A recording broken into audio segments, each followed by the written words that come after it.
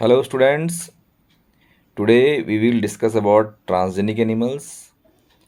आज हम लोगों को ये समझना है कि ट्रांसजेनिक एनिमल्स होता क्या है और ट्रांसजेनिक एनिमल्स को क्यों प्रोड्यूस किया जाता है। Why transgenic animals are produce और इससे ह्यूमन बींग्स को क्या बेनिफिट है। What are the benefits to the human beings from this transgenic animals. तो चलिए आज शुरू करते हैं अपना टॉपिक ट्रांसजेनिक एनिमल्स। तो जैसे कि आपके एनसीईआरटी बुक में ये डिफिनेशन बिल्कुल साफ साफ लिखा हुआ है कि ट्रांसजेनिक एनिमल्स का मतलब क्या होता है।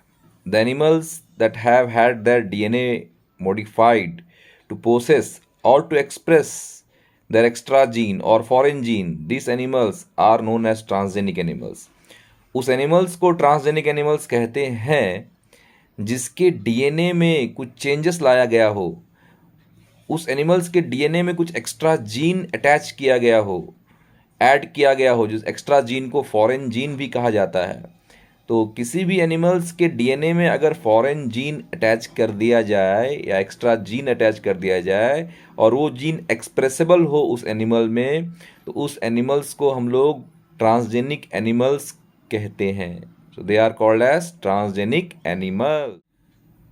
तो अब ये ट्रांसजेनिक एनिमल्स समझने के बाद अब ये जानकारी लेना है कि इस ट्रांसजेनिक एनिमल्स को प्रोड्यूस करके या किसी भी एनिमल्स के डीएनए को मॉडिफाई करके ह्यूमन बींग्स को क्या बेनिफिट होने वाला है। जैसे कि ट्रांसजेनिक रैट्स प्रोड्यूस किया गया है, ट्रांसजेनिक रैबिट्स प्रोड्यूस किया गया है, ट्रांसजेनिक शिप्स प्रोड्यूस किया गया है, ट्रांसजेनिक काउ प्रोड्यूस किया गया है। तो ये ट्रांसजेनिक एनिमल्स का क्या उपयोग है, what are the benefits for the human beings of this transgenic animals. तो आप एनसीईआरटी बुक अगर, तो इसमें टोटल 5 ऐसे उपयोग या बेनिफिट बताए गए हैं ह्यूमन बींग्स के लिए, जिसे हम आज डिस्कस करेंगे और समझेंगे कि ट्रांसजेनिक एनिमल्स क्यों बनाया जाता है और ह्यूमन बींग्स के लिए किस तरह ये उपयोगी है। चलिए कुछ कारण जानते हैं कि ट्रांसजेनिक एनिमल्स क्यों प्रोड्यूस किया जाता है। कुछ कॉमन रीज़न है, बहुत सारे कारण हैं, लेकिन कुछ कॉमन रीज़न जो हमें स्टैंडर्ड 12th में पढ़ना है, जिसके लिए ट्रांसजेनिक एनिमल्स प्रोड्यूस किया जाता है, वो है normal physiology and development, biological products, chemical safety testing, vaccine testing and study of disease.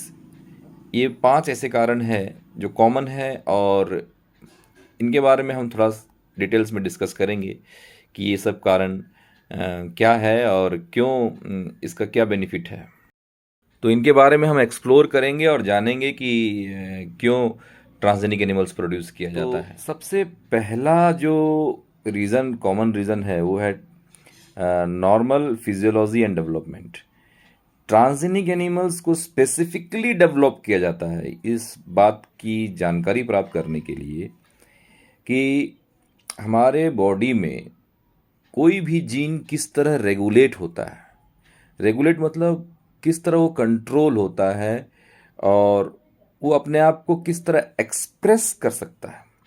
जैसे कि जब हम ट्रांसजेनिक एनिमल्स प्रोड्यूस करते हैं, स्पेसिफिकली डिज़ाइन ट्रांसजेनिक एनिमल्स, अगर हमें कुछ पर्टिकुलर जीन के बारे में स्टडी करना है तो उस जीन को हम लोग एक एनिमल में इंट्रोड्यूस करेंगे, है ना, और हम लोग ट्रांसजेनिक एनिमल्स प्रोड्यूस करेंगे और फिर हम लोग उस एनिमल्स को रेगुलरली वॉच करेंगे। उसके बॉडी में जो फिजियोलॉजिकल चेंजेस होंगे उस जीन को इंट्रोड्यूस करने के बाद उसे हम डेली बेसिस पर रेगुलरली वॉच करेंगे और डाटा कलेक्ट करेंगे। तो कंपैरेटिव स्टडी करके हम लोग ये समझ सकते हैं कि ह्यूमन बींग्स में उस जीन का रोल क्या होना चाहिए, कैसे ह्यूमन बींग्स में वो जीन रेगुलेट होता है या कौन कौन सा फैक्टर्स इन्वॉल्व है उस जीन को रेगुलेट करने के लिए। तो ट्रांसजेनिक एनिमल्स को प्रोड्यूस करके ये हम लोग जानकारी प्राप्त कर सकते। तो जैसे कि मान लीजिए हम लोगों को ये जानना है कि इंसुलिन कैसे ग्रोथ को अफेक्ट करता है, how insulin affects the growth. तो हम लोग क्या करेंगे, एक ट्रांसजेनिक एनिमल्स को स्पेसिफिकली डिज़ाइन करेंगे इंसुलिन के बारे में स्टडी करने के लिए। हम लोग एक ऐसा जीन उस एनिमल में इंट्रोड्यूस करवाएंगे कि वो जीन जो है किसी न किसी तरह से इंसुलिन के प्रोडक्शन को अफेक्ट करे। तो जैसे ही वो जीन इंसुलिन के प्रोडक्शन को अफेक्ट करेगा, तो इंसुलिन के प्रोडक्शन पर इफेक्ट पड़ने के कारण जो उस ट्रांसजेनिक एनिमल्स के डेवलपमेंट में चेंजेस होगा, या जो उस ट्रांसजेनिक एनिमल्स के फिजियोलॉजिकल एक्टिविटीज़ में चेंजेस होगा, उसको ऑब्जर्व करते रहना है। तो ऑब्जर्वेशन, अंडर ऑब्जर्वेशन रहेगा वो ट्रांसजेनिक एनिमल्स, और हम लोग उस जीन को जो इंट्रोड्यूस किए हैं उसके कारण जो ग्रोथ फैक्टर अफेक्टेड हुआ है, तो उस ग्रोथ फैक्टर्स का क्या बायोलॉजिकल रोल था, इस बात की जानकारी आराम से हमें प्राप्त हो जाएगी ऑब्जर्वेशन करने से, कि इंसुलिन का प्रोडक्शन पर प्रभाव पड़ने से क्या अफेक्ट पड़ा, बायोलॉजिकल इफेक्ट क्या पड़ा उस ट्रांसजेनिक एनिमल्स पर। तो इस तरह हम लोग फिजियोलॉजी या ग्रोथ एंड डेवलपमेंट के बारे में। दूसरा कॉमन रीज़न है ट्रांसजेनिक एनिमल्स प्रोड्यूस करने का, वो ये है कि हम लोग को स्टडी करना है डिजीज़ के बारे में स्टडी करना है। हम लोग ये जानना चाहते हैं कि जीन का क्या रोल होता है किसी भी डिजीज़ को डेवलप करने में ह्यूमन बींग्स में, how gene contribute to the development of disease in human beings. तो हम लोग एक डिज़ाइन करेंगे, ट्रांसजेनिक एनिमल्स डिज़ाइन करेंगे, और उस जीन को इंट्रोड्यूस करेंगे जिस जीन पर शक है हम लोगों को कि उस जीन के कारण कोई पर्टिकुलर डिजीज़ होता है, और फिर हम लोग उस ट्रांसजेनिक एनिमल्स को ऑब्जर्वेशन में रखेंगे।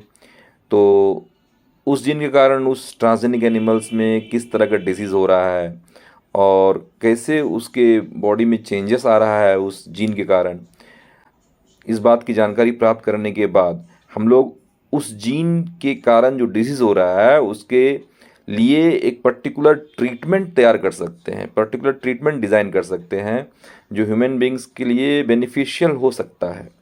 तो इस तरह से हम लोग आज के समय में बहुत से ट्रांसजेनिक एनिमल्स को डेवलप कर चुके हैं जो ह्यूमन बींग्स में डिजीज़ जो होता है उसको। Today transgenic models exist for many human diseases, जैसे कि cancer, cystic fibrosis, rheumatoid arthritis, Alzheimer's. ये सब डिसीज़ है जिसके बारे में स्टडी किया जा रहा है with the help of transgenic animals, और इसका ट्रीटमेंट्स भी हो सकता है कि। तीसरा कारण है बायोलॉजिकल प्रोडक्ट्स। बायोलॉजिकल प्रोडक्ट्स मतलब कुछ कुछ मेडिसिन ऐसे हैं जिसमें बायोलॉजिकल प्रोडक्ट्स होते हैं, और वो बायोलॉजिकल प्रोडक्ट्स ट्रांसजेनिक एनिमल्स के यूज़ से हम लोग बना सकते हैं। उस मेडिसिन में उस बायोलॉजिकल प्रोडक्ट्स का होना अनिवार्य है, क्योंकि उस बायोलॉजिकल प्रोडक्ट से कुछ कुछ डिजीज़ को ट्रीट किया जा सकता है। तो हम लोग ट्रांसजेनिक एनिमल्स का हेल्प ले सकते हैं, क्योंकि बायोलॉजिकल प्रोडक्ट्स अगर ऐसे बनाते हैं तो बहुत एक्सपेंसिव हो जाता है।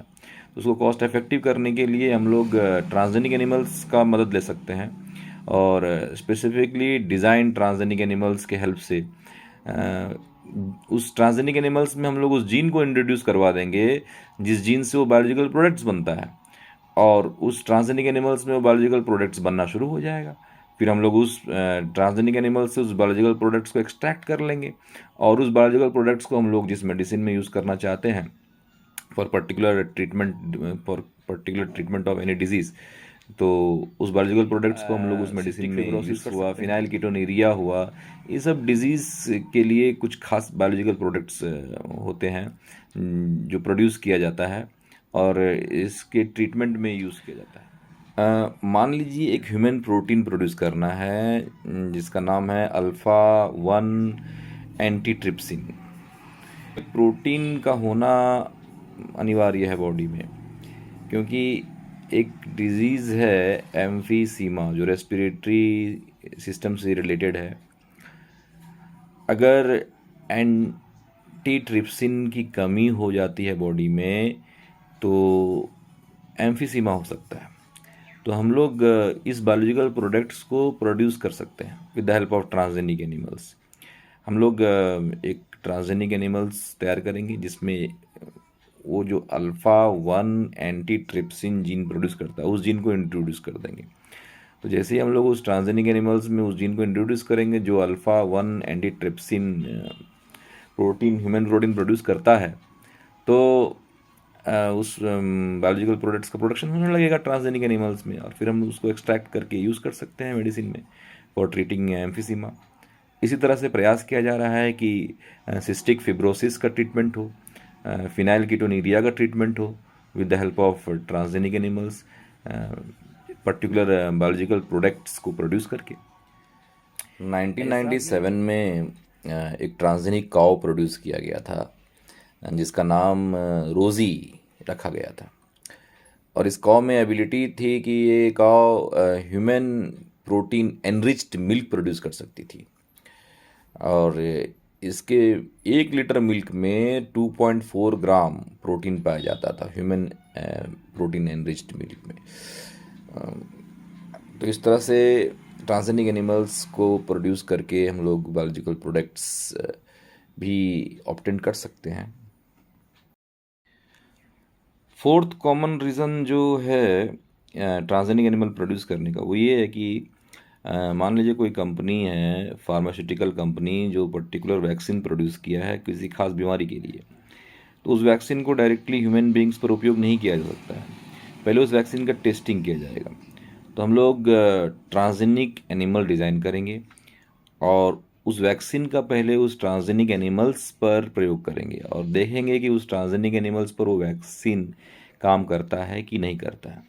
जैसे कि ट्रांसजेनिक माइस तैयार करते हैं और ट्रांसजेनिक माइस पर उस वैक्सीन का उपयोग करके देखते हैं कि उस माइस पर, उस ट्रांसजेनिक एनिमल्स पर उस वैक्सीन का क्या असर है।